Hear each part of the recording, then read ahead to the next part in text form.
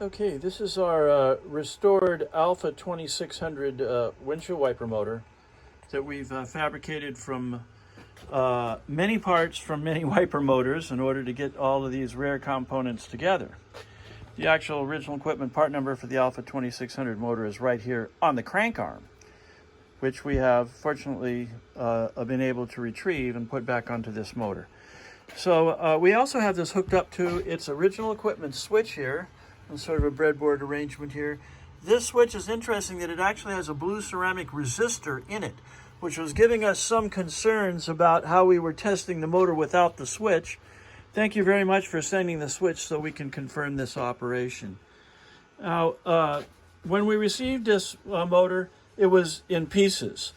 This particular mechanism here with all of the electrical spade lug terminals on it can be positioned pointing out this direction, pointing out that direction, or pointing straight up. And it might likely be repositioned for different vehicles. We have a photograph of an Alfa 2600 wiper assembly on the linkage, and we know that according to our photographs online, that this is positioned in the correct position. So we're ready to test the motor here on its 2 speeds and park. So Matt, are you ready to give us a go here? Slow. Okay, there's the slow speed. Now listen.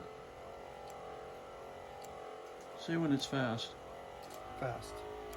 You can hear the higher pitch of the motor there probably on the video. Yes. Back to slow. Back to slow. And park. Now notice that this unit parks on this side.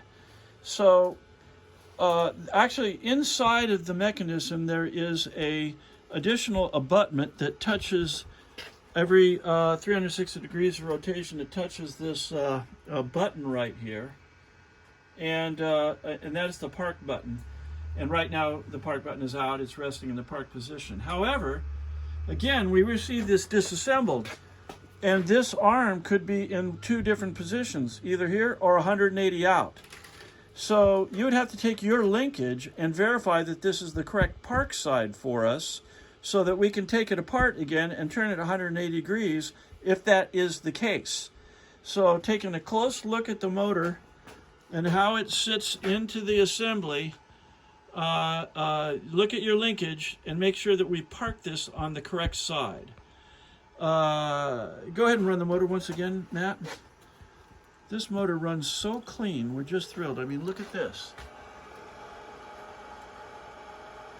2 amps on free, and I'll try to load it here. This is on high now. I'm trying to load it up. And you can see that it doesn't even draw 5 amps when loaded. So we're real happy with the motor. Okay, that's my story. I'm sticking to it.